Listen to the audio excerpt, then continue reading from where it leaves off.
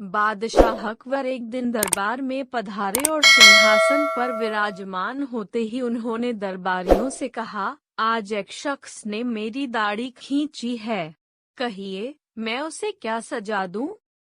यह सुनकर सभी दरबारी हैरान हुए और सोचने लगे कि किसने ऐसी गुस्ताखी की। आखिर किसकी मौत आई है जो ऐसी जुर्रत कर बैठा। वे परस्पर कानाफूसी करने लगे।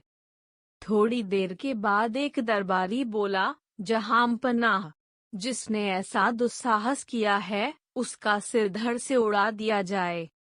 दूसरे दरबारी ने कहा, मेरी राय है जहांपनाह की ऐसी गुस्ताखी करने वाले को हाथी के पैरों तले कुछ लवा दिया जाए। किसी ने कहा, उस पर कोड़े बरसाए जाएं। किसी ने कहा कि उसे जिंदा दीवार में चिनवा दिया जाए। जितने दरबारी उतनी तरह की बातें, तरह तरह की सजाएं सुझाई गईं। उनकी बातें सुनकर बादशाह ऊब गए। अंत में उन्होंने बीरबल से कहा, बीरबल तुम क्या कहते हो? हमारी दाढ़ी खींचने वाले को हमें क्या सजा देनी चाहिए? बीरबल मंद मंद मुस्कुराए और बोले, जहांपनाह, आप उसे प्यार से मिठाई खिलाइए। इस अपराध की यही सजा है। बीरबल का उत्तर सुनकर सारे दरबारी चौंके और उस अंदाज में बीरबल का चेहरा देखने लगे मानो वे पगला गए हों। जबकि बीरबल के उत्तर से खुश होकर बादशाह ने कहा, वाह वाह बीरबल, तुम्हारी बात बिल्कुल सही है।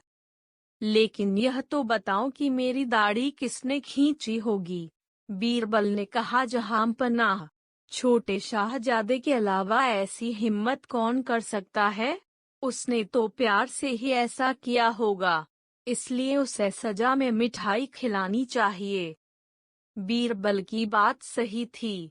आज सुबह शाहजादा बादशाह की गोद में बैठा था। खेलते खेलते उसने बादशाह की दाढ़ी खींची थी। चतुर बीरबल के जवाब से बादशाह खुश हुए। अन्य सभी दरबारियों, जो इतना भी नहीं सोच पाए कि बाहर का कोई शख्स भला बादशाह की दाढ़ी कैसे खींच सकता है, के सिर शर्म से झुक गए।